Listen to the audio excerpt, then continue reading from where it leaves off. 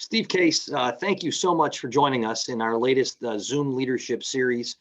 You've been a very much appreciated guest at some of the previous ones, and we're thrilled to have the opportunity to speak with you directly. Thanks for being here. Great to be with you all. And let me just say, Rubenstein's house is fantastic, but you've got a better background room than David did. So there is that. To dive right in, you've done so many interesting things in your career, and one of the most interesting is something that you've been doing real time, last couple of, I think maybe a decade or more. It's called The Rise of the Rest, and it's trying to focus on entrepreneurship between the coasts. And I'm just interested, as a kid who grew up in Hawaii and then started the first great internet company in Virginia, what inspired you to focus on all of the land in between? Well, some of it was growing up in Hawaii and starting a company in Virginia, and just seeing when we started AOL was 35 years ago this past summer, which is a long time. And at the time, only 3% of people were online. And those 3% were online an average of 1 hour a week. And we said we wanted to get America online, get the world online. Even I, one of the biggest evangelists 35 years ago, would never quite believe that we would now be living our lives almost entirely online in Zoom land. So it's been quite an interesting journey. But some of it was that backstory. When we got started, as I said, 35 years ago in Tysons Corner, Virginia, this was actually an interesting place to be, given that some of the key policy and decisions were being made here around essentially commercializing the internet and making it available to consumers and businesses. Obviously, the internet was funded by DARPA in Northern Virginia. There were some communications companies like MCI based here. So there was some logic to being here, but actually it was tough to start a company because there wasn't much of a startup culture 35 years ago in the greater DC area. None of our venture capital came from DC. We had to get money from New York, Boston, Toronto, Chicago, San Francisco. Even our law firm was based in Boston because they had more familiarity in terms of working with startups and the business development kinds of deals. So I watched that. And I also watched as we grew from dozens of people to hundreds of people to thousands of people. I think at our peak, we had about 10,000 people at AOL before we merged with Time Warner. That was 90,000 people. As we grew, mostly in Northern Virginia, we saw the ripple effect in the area, not just the people joining our company, but the other jobs being created. On average, there's about 5 jobs for every tech startup job, and those are jobs in services economy. People construction, building houses, a lot of different things that happen when you have job growth happening. So that personal experience, I think, was part of it. But the reason why it really has accelerated in the last decade is I was asked almost exactly a decade ago to co-chair something called the National Advisory Council on Innovation and Entrepreneurship, part of the Commerce Department. That led to a series of recommendations, including some to the White House, and that they should focus more on startups. That led to the White House deciding to launch an initiative called Startup America, and President Obama asked me to chair that. And then worked on his Jobs Council and some legislation, the Jobs Act around startups and capital formation. So that got me more focused on sort of the opportunity and maybe even the imperative. And then we kept going from it and started doing these bus tours, Rise of the Rest bus tours about 6 years ago. So it's evolved over time, particularly over the last decade, but I do, think of it going back to my own experience as an entrepreneur 35 years ago, and how do I, do what I can to make it easier for entrepreneurs in the future, starting companies all over the country, not just on the coast, to have more of a shot. Do you think every city can be a startup hub? I mean, we've got obviously the Valley, we've got Northern Virginia, the Silicon Alley in New York, the 128 corridor in Boston, Austin, Texas, Michael Dell, and those folks. And cluster theory would suggest that every city can't be a startup headquarters. What did you find then, and what are you finding now? Well, I'd say it's a mix. Every city can be supportive of new company formation. The nature of the companies might be a little different. And even in rural areas, which is why rural broadband is so important, there's a lot of companies that are infrastructure providers, e-commerce providers, others that could function in a remote kind of fashion. But I do believe in clustering. I do believe there's something to gathering kind of people together and kind of the collision of ideas, and so having some critical mass is important. But right now, as some of you know, but maybe not everybody, if you look at the data around venture capital, 75% of venture capital right now goes to just 3 states. California, New York, and Massachusetts. So the other 47 states are fighting over 25%. And there's some big states: Ohio, Pennsylvania, Michigan, Wisconsin, Virginia, each about 1% of venture capital. California alone, about 50% of venture capital. So there's a disconnect. And so part of the reason there's not more startup cities, if you will, startup communities, is because over the last, particularly 30 years or so, Silicon Valley in particular has become that magnet for capital and talent. People feel like if they want to be part of the tech sector, part of the innovation economy, that's the place they have to be. As a result, there's been a huge brain drain in many parts of the country, and that area has, the Silicon Valley has boomed, and other areas have struggled. So what we've been trying to do is figure out ways to spread the capital more broadly, try to slow that brain drain, even create a boomerang of people returning. And we've seen some interesting data in the last few months because of the pandemic around the boomerang of talent kind of side of things. So I believe there can be dozens of startup cities. It's not infinite, but it's not just 3, which is what it is right now. San Francisco, New York, and Boston really are the dominant ones.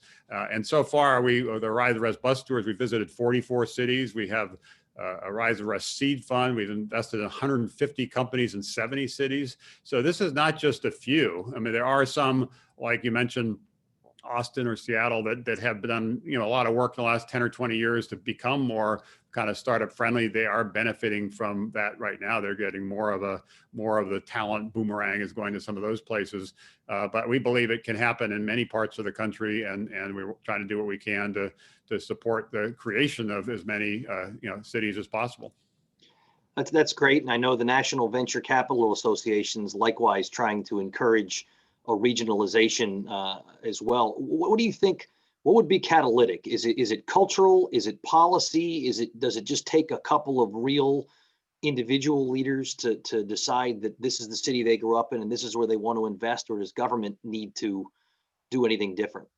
It's a mix of things. It does come down to ultimately the entrepreneurial community, but clearly there's a role for government in terms of kind of setting the agenda, setting the table, setting the rules, things like that. The Jobs Act was is a piece of that. But there needs to be more kind of at the federal, state, and local level, more focus on startups. The reason this is so important, again, this was new to me because I spent a couple decades just building a company, wasn't really focused on the broader, kind of business context, broader policy, context around innovation. But when I was doing that work I mentioned 10 years ago, I was surprised to see the data that basically said that all the net job creation in the country comes from startups, new companies. That if you look at this, business is 3 sectors: small business, big business, and new business. Essentially, new business is the key driver. Small business accounts for a ton of jobs, restaurants, dry cleaners, things like that. And because of this pandemic, we justifiably are quite concerned about what's happening in that sector and the loss of jobs in that sector.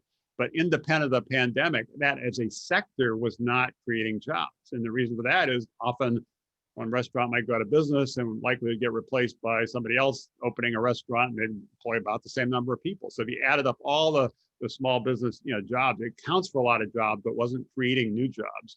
And the same was also true, which again was a surprise to me, if you look at the big business, sort of the Fortune 500 companies. Yes, there's companies like Amazon that's adding 400,000 jobs this year, but there's also companies like General Electric that is shedding a lot of jobs. If you look at that big business Fortune 500 sector as a sector, it does not create new jobs either. So the new job creation is new companies under 5 years old.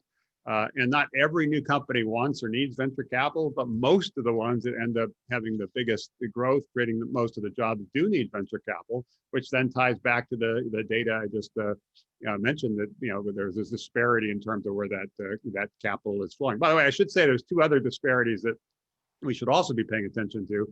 Place is obviously critical, but if you look at people, last year, even though women represent half our population, they got less than 10% of venture capital, female founders. And last year, even though Black Americans are 13% of our population, they got less than 1% of venture capital. So I'm proud that America remains sort of this great entrepreneurial nation and the envy of the world. And there's a lot of things about that we should be proud of. But if you look at the data, it does matter where you live, and it does matter kind of what you look like.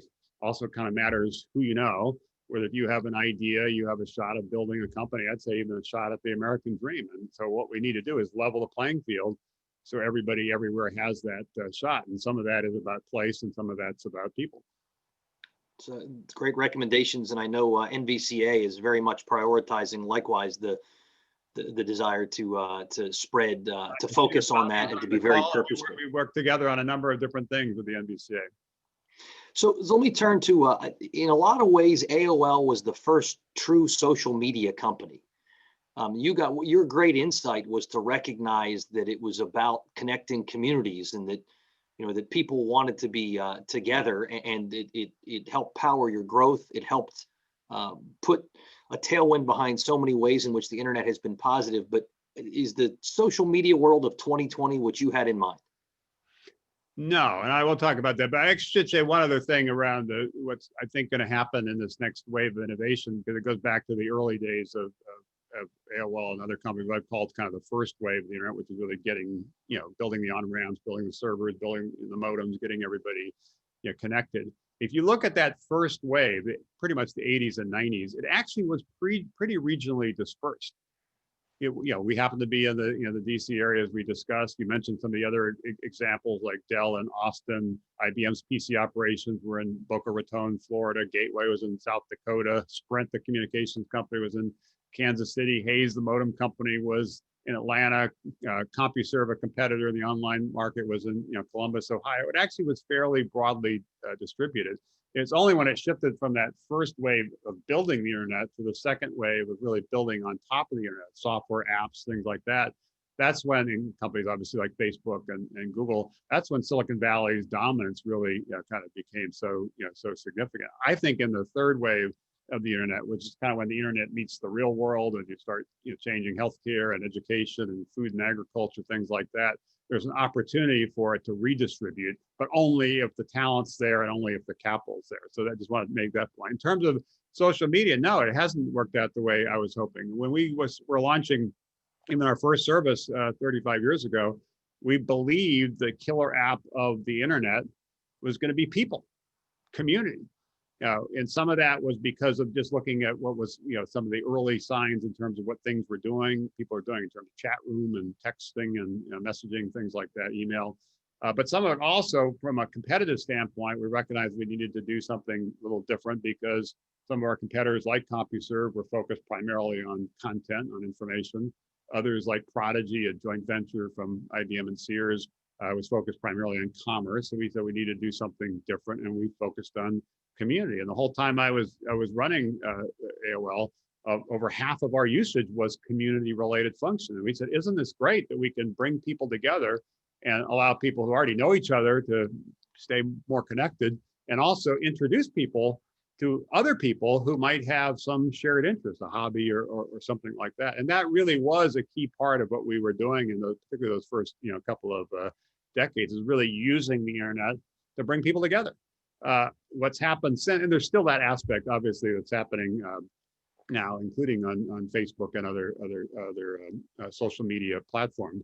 But what is also happening, which is a surprise to me, and is frankly a disappointment to me, is how social media is not, is often not being used to bring us together, but to separate us, to divide us, and sort of the algorithms that have kicked in that kind of promote different kinds of content, and the way these kind of platforms have been sort of weaponized, I think has created a difficult situation in our society, and obviously playing out in politics and other kinds of things. So I still think the internet has been this tremendously profound and mostly positive force in society. The community capabilities where you are more connected, like we are now, is super helpful.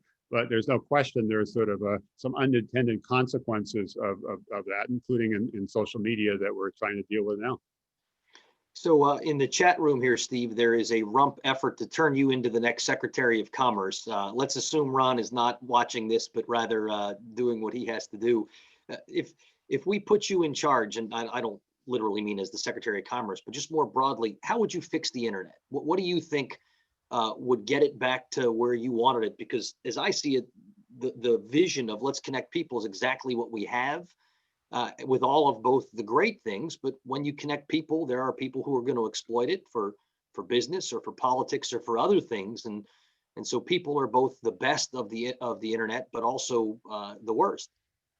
Yeah, and it's complicated. I can't say I've spent a lot of time focused on it because I'm mostly focused on innovation policy, entrepreneurship policy, startup, kind of, policy, more than I am kind of, core tech and particularly core internet, policy. So there's others who are more expert, but I would say some of the things I helped put in place 3 decades ago when the internet was being commercialized. I should say, just again, point of fact and a little bit of point of amusement. When we started AOL in 1985, it was actually still illegal, against the law, for consumers or businesses to be on the internet, which is why we had to create this kind of almost parallel universe of online services. Only, I think it was 1991, when the Telecom Act asked to commercialize access to the internet and opened up those early years. It was really restricted to government agencies and educational institutions and only non-commercial uses. So it took a number of years before it got opened up and commercialized.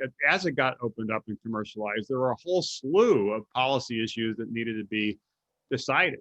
How do you keep kids safe on the internet? What should the tax policy be for this new thing called home shopping, which then started being called e-commerce? What should we do on taxes? What should we do in terms of policy around opening up networks? The phone company, the dial-up networks were open, required to be open. The broadband systems, cable systems were allowed to be closed. There was a big debate about that, and also big debates around what to do specifically around content, including this one provision that's gotten more attention in the last few months is called 230.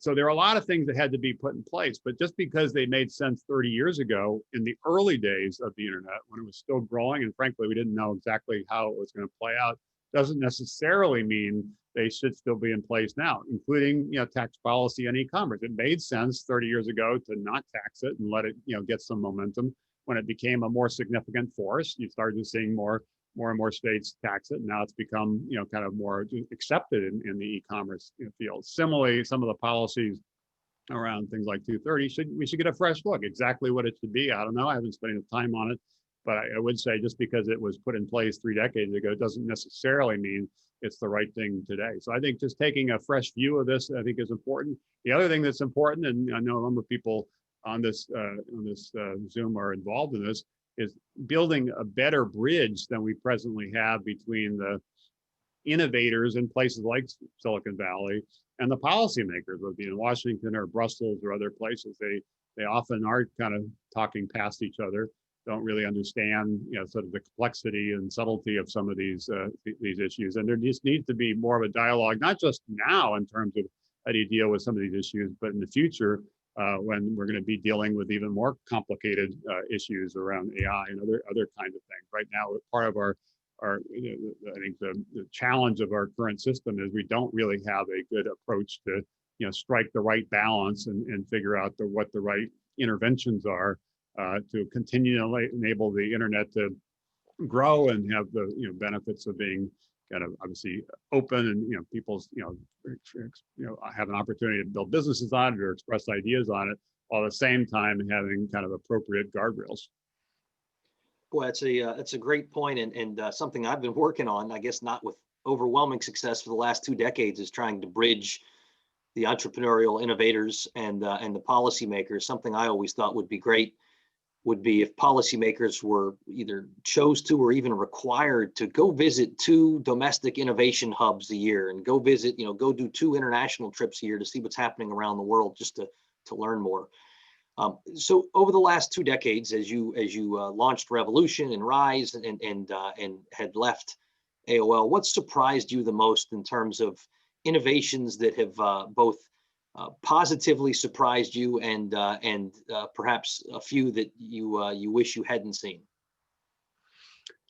Well, the positive surprise, I think most of these things are, I wouldn't call them obvious, but there's a certain predictability to what was going to happen. So for example, even when we did the merger with Time Warner, which was over 20 years ago, the fact that the market in terms of video would move to streaming was pretty clear. I mean, it was sort of, you could argue the pace at which it's going to move. You can argue kind of who the winners and losers are. You can argue what some of the technologies might be that enable it, but you couldn't really argue that it wouldn't, we wouldn't shift to that. What always happens in these situations, or almost always happens, is it just takes a lot longer than you'd think to get there. And even now, this week, one of the big debates between the tech world and Hollywood is Warner Brothers has decided to starting next year release new movies online on HBO Max through streaming at the same time they're put in theaters.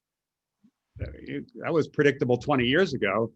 What surprised me that it took 20 years for that to happen, and even now there's a big kerfuffle about it, and the theaters are kind of pushing, almost threatening, Warner to back down. But clearly, you could see that streaming, the convenience possible in terms of people being able to get the movies in their home was going to happen, and things like Netflix were pretty kind of obvious as developments. It just took a little longer for those things built. Similar with e-commerce, we started working on e-commerce over 30 years ago. One of the benefits we had at AOL is when people registered, they entered their credit card, and so we were able to do some things that would make it easier for people to buy things without having to enter their credit card. Obviously, Amazon, others have done things around that now with one click. But it took a while before people really trusted it, and the infrastructure was in place to enable it to happen in a convenient, reliable, kind of way. Similarly, there's been a lot of investment even 30 years ago in education technology with, in our industry called ed tech. We've seen that really accelerate in the last few years, certainly this year because of the pandemic. It's become much more, front and center. Telehealth is something that's been worked on for 2 decades. It grew slowly. We've seen an acceleration, particularly in the last 6 months. With doctors' offices closed, suddenly people are starting to look at that again. So all of these things, at least to me, I think probably to most people, kind of watching this, the idea that you could do, whether it be streaming or e-commerce or kind of more remote learning or telehealth visits. I think that was, most would have agreed, certainly 10 years ago, probably 20 years ago that would happen. The surprise is often how long it takes to happen. And there usually is a tipping point, an acceleration where it's bumping along for a while and suddenly something happened that dramatically accelerates. And certainly we've seen some of these accelerated because of the pandemic. And our own experience with AOL was consistent with that. It was really, the first decade at AOL was hard. It was a struggle. And there's definitely, at least 2 times where we almost hit the wall. We kind of ran out of money, had to lay off people. It was pretty dark. And even I remember one point my parents called me and said, well, like, we love you and we're proud of you and appreciate that you think this internet thing will be a good idea, but doesn't seem to be working. And have you considered maybe a plan B, like get a real job? And that was the real thing. That's true with a lot of different entrepreneurs. That first decade was tough. Remember, we went public in 1992. It was the first internet company to go public. We'd been at it for 7 or 8 years and had less than 200,000 customers. 7, 8 years later, we had 35 million customers. So it was slow, and then finally kind of accelerated. And that's true a lot of the adoption of these different technologies. So generally, I think you can see kind of where you'll end up, kind of where the puck is going, if you will. But predicting the time frames becomes quite tricky. I feel like 2 decades from now, when we look back at 2020, there'll be books and stories written about how there was a Cambrian explosion of innovation because of being forced to make a digital transformation a lot faster in areas like telehealth and wearables and such. That causes me to think about revolution. I'm interested in your investment thesis, the type of things you're interested in. I know you lost the second best staffer at Revolution with Ron Klain going to run the country. You still got Marissa Hopkins, who I was lucky enough to get to work with a while ago before the Obama era, who is a super duper rock star. But interested in whether there is a thesis or you just look for good deals that come your way and what you're excited about. No, there is it's either. We do have a terrific team, and Ron actually was a kind of a co-founder of Revolution 15 years ago, and has left us twice. Now he's left us a third time. He left us, as many of you know, to for 2 years to be then Vice President Biden's chief of staff. First 2 years of the Obama administration, he returned to Revolution. He left us again for 5 months when President Obama asked him to be the Ebola czar. And now he's obviously left us to serve the country yet again and work with the president-elect once again. And obviously he'll be a terrific partner and catalyst for a lot of things, whether it be dealing with a pandemic or many other things. So we're sorry to lose him, but we understand that his priorities are serving the country, and obviously we respect that, indeed applaud that. In terms of Revolution and our strategy, so I should say we have different parts of Revolution. We have a very early stage seed fund, then a venture fund, and then a growth fund. So we're trying to partner with entrepreneurs kind of wherever they are on that entrepreneurial journey. But we're obviously looking for great entrepreneurs who are disrupting big industries where they can, there's significant kind of growth opportunity. But there's also a little bit of a overlay that maybe is a little more unique to what we do versus what other venture firms do. One is this policy aspect, which obviously everybody participating in this gets, but a lot of people, including a lot of venture capitalists, a lot of entrepreneurs, don't get. We believe that policy matters, regulatory issues matter. Sometimes they're frustrating and slow you down. But we think there generally is a good reason why there's rules of the road in place in terms of drug safety or medical device efficacy or things like that. And we think particularly in this next third wave of the internet, understanding that, respecting that, and engaging on that will be more important. The fact that as I mentioned before, kind of lived through the early days of the internet and dealt with a lot of policy issues and trying to kind of really open up the internet. I personally experienced that, and so I have a little bit more understanding of that and respect for that. And also, I think the fact that we are based in Washington, D.C., not in Silicon Valley, also gives us that sense. So we think policy matters, and a lot of the companies we're involved in, there is a policy angle to it. Clear, for example, one of our investments, many of you know, probably use or used to use in terms of airport security, sort of a fast path. The biometric technology they have is really quite amazing, but the key there is actually dealing with some of the policy issues with TSA and other kinds of things, or Talkspace, a digital mental health company. Obviously, there's a bunch of regulatory issues around the delivery of mental health services, whether physical or digital. So we think policy matters, and that's a big focus. We also think place matters. It goes back to what we were saying earlier with the rise of the rest. We do occasionally invest in places like New York or Boston or San Francisco, but most of the time we're investing in other parts of the country. Our Rise of the Rest fund is invested, I think I mentioned this before, about 150 companies in 70 different cities. So that gives you a sense of what we think in terms of place. We're just spending more time on the road and now more time, I guess, Zooming with people all over the country, not just clustered on the coast. So that place aspect is important.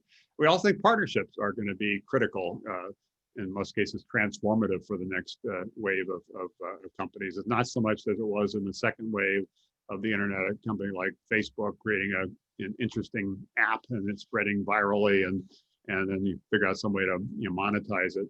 That was sort of the playbook of that software-centric, app-centric, smartphone-centric second wave. We think the playbook for the third wave will include partnerships. How do you build a tapestry of alliances around your business? And healthcare is a great example of that. If you create, great healthcare technology, good for you. But unless you get nurses and doctors to embrace it, and hospitals to integrate it, and health plans to pay for it, and regulators to allow it, you're not going to have a business. And so we've seen that with one of our companies in Chicago, Tempest, which is doing some really interesting things, initially focused on cancer, but now also COVID and other kinds of things with amazing technology. But the real focus there is around partnerships. And now they have the majority of the National Cancer Institute kind of hospitals working with them, and that combined data gives them a better ability to diagnose what exactly is happening, and therefore what exactly the therapy should be. So the partnership aspect is important as well. So we call them the P's that really kind of we focus on, policy, place, partnership are the key ones. So if you're starting a new company tomorrow and I don't let you live or launch in the Amtrak corridor, you can't be on the West Coast, no Seattle, no California, and Texas isn't big enough for you and Elon, so I don't let you go to Texas. Where would you launch? Well, I answer that depends. It depends in terms of the what you're trying to accomplish. There's certain cities, not surprisingly, that would be better for certain sectors of healthcare, for example. There's some advantages to be in the Minneapolis area, where got big health companies like United Health and Mayo Clinic there. Advantage to be in the Baltimore area because of Johns Hopkins, also Under Armour. Nashville has a very strong hub around healthcare and a bunch of major insurance companies. So it depends on the sector that might lead you to certain. Pittsburgh, for example, has become kind of the epicenter of a lot of innovation around autonomous vehicles, driverless cars. Even this week, Uber announced that they were shutting down their own internal operations and doubling down on a company in Pittsburgh. Well, why is that? Because Carnegie Mellon, which is based there, has arguably the best kind of curriculum around robotics in the world. And so that's a logical place to base your company if that's your particular focus. So that's one overlay, kind of what sector you're focused on and what's happening in that region that might play into that, particularly in terms of potential customer partnerships, et cetera. The other would be just kind of where you have a network, where you have some connection, family grew up there, went to school there, that would be a logical kind of reason as well. So it would really depend. And I get asked a lot because we've been doing this, Rise Rest for a while. And as I mentioned, invested in 70 different cities. What are your favorite cities? And it's kind of like asking a parent, what's your favorite child? We're trying to make sure all these cities, have a great opportunity to be great startup, communities. And we really do believe, as I said at the very beginning, it will be dozens, not just a handful that emerge in the next, 10 or 20 years. And we're trying to be a champion for all of them, as opposed to just focus on a few. All right, so geography aside, and by the way, I would invite folks to throw a couple of questions for Steve in the comments. I'm going to try to end this at 12:45 as promised, to give folks time to have lunch and to not burn up all of Steve's day, but I welcome questions from others. In the year 2030, first of all, we won't be wearing masks. We will be back in restaurants, I'm hopeful. But what do you see technology having brought us? How do you feel like the internet will feel, and how will it impact our lives in a decade? Well, I think in a decade, the internet will likely subside in terms of its how people think of it, much as other things that are core utilities, electricity, things like that. We kind of, at some point, you kind of take it for granted. I've always said that the internet really will arrive when it becomes more invisible, and also when people are not thinking about it as a phenomenon. And even a couple examples are, at some point, it won't be email, it'll just be mail. At some point, it won't be e-commerce, it'll just be commerce. When we cease to hyphenate things, that's when it really has become mainstream. So in general, I think that will be one aspect. The other aspect, and you're already seeing kind of obviously evidence of this, is the internet kind of being baked into everything. And it's not just the internet of things, which people talk about. It's kind of the internet of everything, how it gets kind of baked into everything, which creates a lot of opportunities for companies and for society. Things like smart cities have tremendous potential, but obviously also a lot of risk, including on the policy side. Privacy, big brother risk, things like that, cybersecurity kind of risks are going to become even more significant. So that's another thing to watch. But to me, the overarching place to watch goes back to what I said earlier, which is I think we're now entering this third wave of the internet, and it's going to have a profound impact on arguably the most important aspects of our lives: how we stay healthy, how we and our kids learn, how we get around. A lot of different things are pretty, what we eat, a lot of things are pretty fundamental. And I think there was a little disruption, a little innovation in the first wave of the internet related to those sectors, a little more in the second wave, but I think it's really going to be a game on in the third wave. So therefore, I believe the optimist in me, that healthcare 10, 20 years from now will be more convenient, will be more affordable, and will lead to better outcomes. I think the same is true with other sectors like education that need some fresh thinking and new models. So with those innovations, as I said earlier, when we were talking about social media, there are going to be some positive aspect to it. There are going to be some negative aspects and even some unintended, aspects to it. My hope is, we as a society will figure out how to maximize benefits and minimize some of the risk as we move into the internet from being a kind of a quaint, niche hobbyist phenomenon when I first, got started to now being, pretty central, but it'll become even more important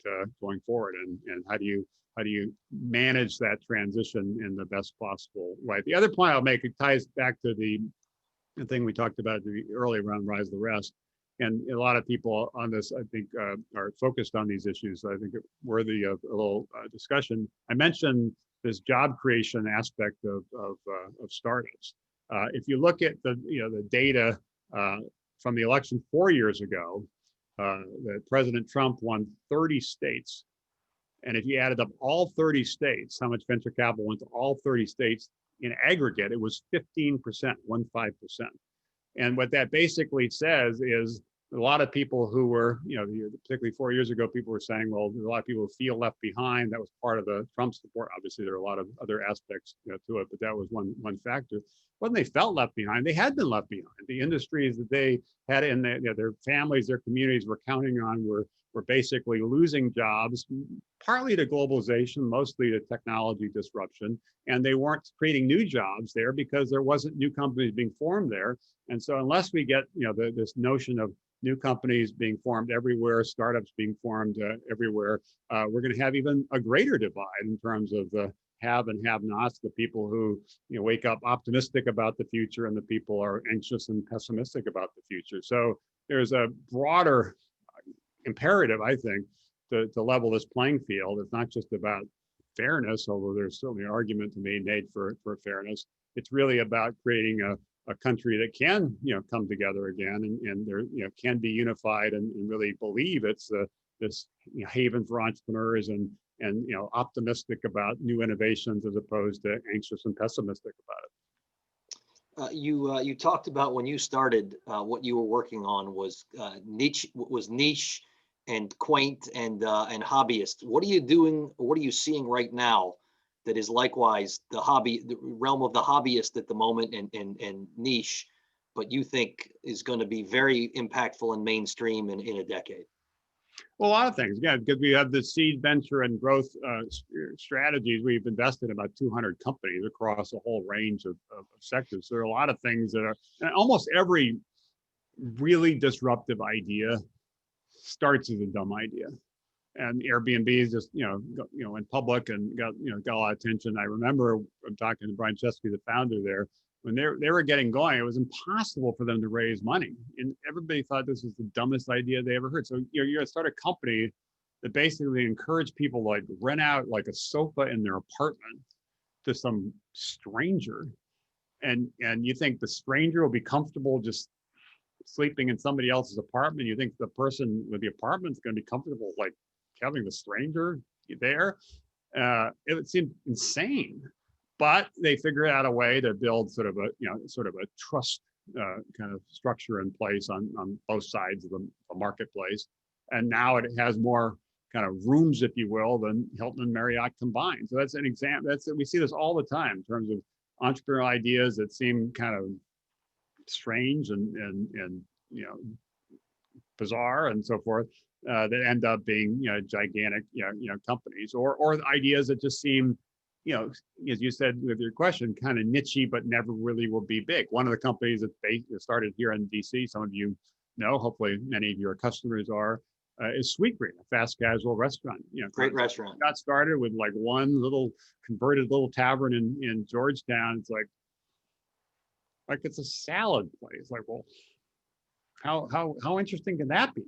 Well, they expanded over time and did some really smart things, and now they're growing rapidly, and now not just in DC, but New York and Boston and LA and Chicago and San Francisco just opened the last few months, and cities like Austin, Atlanta, Denver, and is becoming one of the great kind of next generation concepts. But what we believed then was that fast food was going to lose share to fast casual, and healthier fast casual options would win the day. And that's what Sweetgreen was, a belief in the broader disruption in the restaurant sector. But for them, even when we made the investment six years ago or something, a lot of our LPs, our investors were like, what? We don't quite get it. Well, now they get it. It's proven to be a very valuable company and could be kind of like the Starbucks of the future. So that's just a reminder for all of us that when you hear pitches from entrepreneurs, don't just focus on what might go wrong, kind of the risk factors, but also what might go right. If things go right, what might that look like? And you're often be surprised with that. What might go right scenario will lead you to back some entrepreneurs that others will run from. You're backing Kava as well, which is making me hungry for lunch because that's a great restaurant chain. So Jeff Farah asks, he says the Volcker rule prevented banks from investing in VC funds, which caused many funds and emerging ecosystems to lose important LPs like Ohio or Pennsylvania. Federal agencies recently reformed this so banks can once again invest in VC funds. And through Rise of the Rest, have you seen banks show interest investing again in the regional VC funds? Yeah, they're beginning to. It's obviously that just changed. It was something that we worked with the NBC and others to try to get to change. Because as we travel around the country, that was one of the things we heard. In terms of building a national innovation ecosystem, a national, more dispersed startup, kind of a system, does require having capital spread more broadly. And it's not just the larger venture capital firms. Creating strong angel networks locally is critically important. Creating regional venture firms are critically important. And a lot of the regional venture firms that were showing momentum, 10, 15 years ago, started dropping by the wayside when some of the local banks who knew that market well, knew them well, had to pull back and not back those funds. So getting more capital in the hands of regional venture firms is, we think, critically important. Part of our strategy with Rise the Rest is we co-invested now with over 300 regional venture firms. So anything we can do to support that makes sense. Also, there's legislation that Senator Klobuchar introduced, the New Business Preservation Act, that would use Treasury resources to essentially work with states to accelerate the creation of and the growth of regional venture firms. We think that would be one of the most important things to do to create this more dispersed innovation economy, where you don't just have a few places that essentially have all the money and a lot of places struggling, which then leads to people in those places deciding they need to go somewhere else to have a shot. Last two questions. First, what advice would you give to Joe Biden right now? Well, I don't think he needs any advice from me, and if he needs advice, he'll get it from Ron Clay and others who are smarter than me. Obviously, he made it clear that his first priority, I think it should be, is dealing with the pandemic, trying to rebuild confidence, try to get vaccine distribution in place so we can, I wouldn't say get back to normal, but get back to some sense of normal. And this idea of building back better, I think, is important. I remind people that we've been so focused over the last 9 months, I guess, on the pandemic, that we forget that a year ago, if we had a discussion like this, because I was having this a lot of different conferences I was speaking at, people were saying business is broken, capitalism is broken. We need to reboot capitalism. We need more inclusive capitalism. Entrepreneurship is broken, and it goes back to some of the things we've talked about here.